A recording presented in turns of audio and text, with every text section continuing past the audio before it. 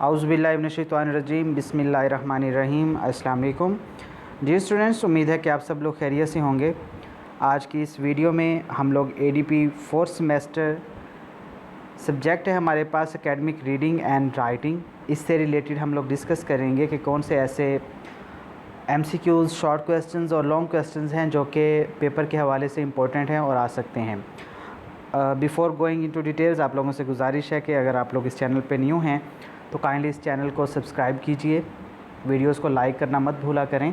और अपने जितने भी आपके जूनियर्स हैं, आप लोग काइंडली अपने जूनियर्स को लाजमी इस चैनल के बारे में बताइएगा, क्योंकि ADP first semester, second semester and third semester के जो मोस्ट इंपॉर्टेंट टॉपिक्स हैं वो इस चैनल के ऊपर अवेलेबल हैं।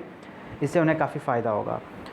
इसके साथ साथ सेशन 2022 के अंदर थर्ड सेमेस्टर में भी और अब फोर्थ सेमेस्टर में भी टेस्ट सीरीज़ का भी आगाज़ किया गया है, जिसमें most important MCQs, short questions and long questions बच्चों को पेपर की सूरत में दिए जाते हैं। मींस कि जो मोस्ट इम्पॉर्टेंट होता है कि पेपर पैटर्न को फॉलो करते हुए वो बच्चों को प्रोवाइड किए जाते हैं, बच्चे वहीं से तैयार करते हैं और अल्हम्दुलिल्लाह उस सीरीज़ का 100% जो है वो रिज़ल्ट आ रहा है। अभी तक बच्चे जितने भी बाय कर रहे हैं तो वो आप लोग उसके लिए भी व्हाट्सएप नंबर यहाँ पे गिवन है, आप लोग रब्ता कर सकते हैं। अब हम बढ़ते हैं अपने इस कंटेंट की तरफ। सबसे पहले अगर हम शॉर्ट क्वेश्चंस की बात करें तो बिफ़ोर गोइंग इनटू डिटेल्स, यहाँ पे मैं फिर आप लोगों को थोड़ा सा गाइड कर देता हूँ। यहाँ पे एकेडमिक रीडिंग एंड राइटिंग है। अगर हम कंसेप्ट देखें तो ये मोस्टली जो आप लोग फर्स्ट सेमेस्टर में पढ़ के आए थे, जिसमें skimming, scanning, inferencing, cohesive devices, linking words, modal verbs like as that, ये सारी चीज़ें आप लोगों ने पढ़ी हैं। अगर अब आप लोगों को याद नहीं है तो मेरे चैनल पे इससे रिलेटेड वीडियोस अवेलेबल हैं, आप लोग जस्ट ये भी टाइप कर सकते हैं skimming by Aamir Bashir, scanning by Aamir Bashir, inferencing by Aamir Bashir, direct आप वीडियोस पे चले जाएंगे। तो यहाँ पे रीडिंग और राइटिंग का जो है वो कंसेप्ट गिवन है, तो उसी हवाले से ही आप लोगों से मोस्टली क्वेश्चंस पूछे जाएंगे।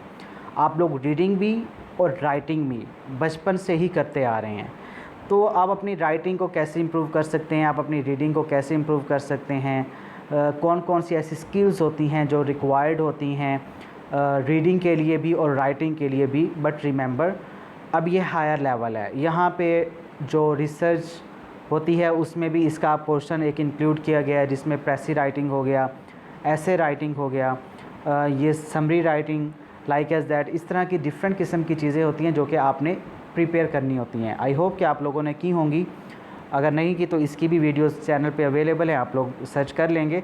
अब जस्ट यहाँ पे आप लोगों को इम्पोर्टेंट शॉर्ट क्वेश्चंस और लॉन्ग क्वेश्चन बता दिए जाएंगे। अगर जो बच्चे चाहते हैं कि उन्हें पका पकाया हलवा ही मिल जाए टेस्ट सीरीज़ की सूरत में, तो वो रब्ता कर सकते हैं। सबसे पहला जो क्वेश्चन है जी, what is mind mapping? What is mind mapping? What steps are involved in writing a research paper? अब रिसर्च पेपर आप लोगों को आइडिया नहीं होगा, ये हायर एजुकेशन के अंदर रिसर्च पेपर्स लिखे जाते हैं, जिसे हम आर्टिकल्स की सूरत में, प्रेसी राइटिंग की सूरत में, इसके साथ साथ आप लोगों का थीसिस लाइक एज दैट, इस किस्म के ये होते हैं। तो इसमें रिसर्च पेपर में राइटिंग के कौन कौन से स्टेप्स इन्वॉल्व होते हैं? What is drafting? Drafting and redrafting, ये बहुत इंपॉर्टेंट टॉपिक है, इसको अच्छे से कीजिएगा। What are common types of academic writing? Basic question है, आ सकता है। What are essential characteristics of academic writing? What strategies make academic writing effective? आप कैसे अपनी एकेडमिक राइटिंग को स्ट्रेटजीज़ के थ्रू इफ़ेक्टिव बना सकते हो? Describe writing process for academic purpose, आप किस मकसद के लिए जो हैं वो लिख रहे हैं, आपका एकेडमिक पर्पज़ क्या है? What pre-writing strategies are used to generate ideas for topic? Define plagiarism, ये सारा वही चीज़ें आ रही हैं जो कि आर्टिकल, थीसिस वगैरह के अंदर इस्तेमाल की जाती हैं।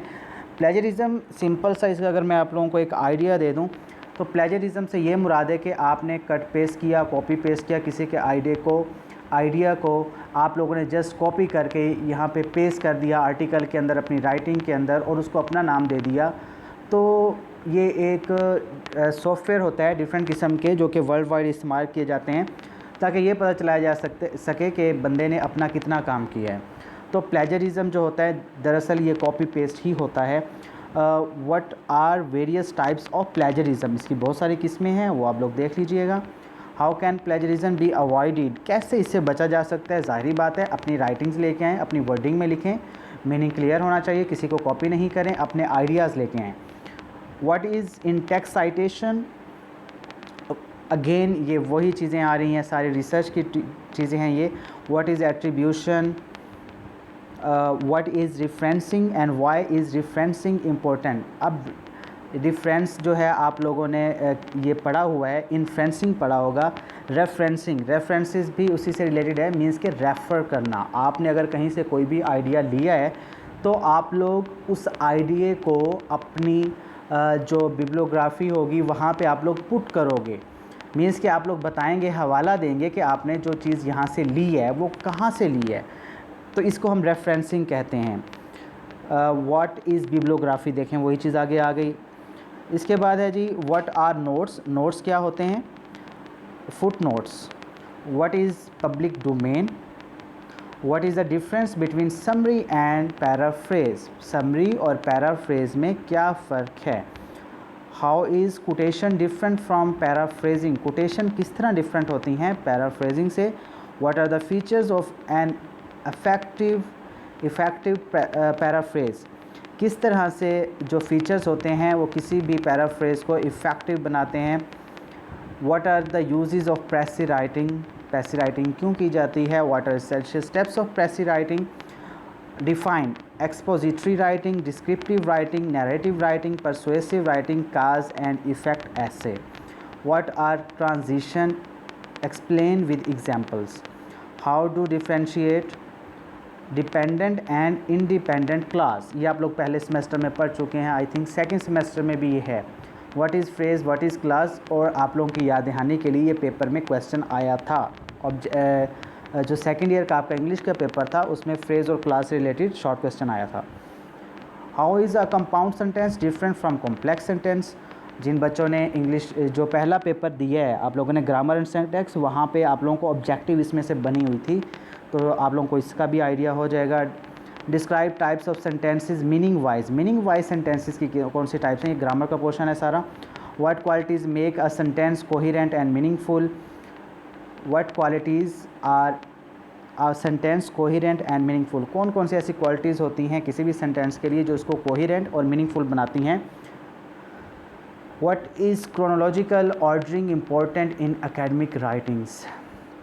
What is the significance of organisational pattern in academic writing. अब हम लॉन्ग क्वेश्चंस की बात करते हैं। अगर लॉन्ग क्वेश्चन में देखा जाए, write down the important steps of for academic writing. What are essential steps for writing a precis, again repeat हो रहा है। What are qualities of a good precis. What are some paraphrasing strategies. Write down a note on how to expand ideas in academic writing. Give guideline for writing an expository essay. How is structure of a descriptive essay different from narrative essay? Remember, descriptive essay and narrative essay is different. What elements contribute in selection of content for academic writings? Write down the main stages of writing and academic composition. What are essential qualities of an effective writing?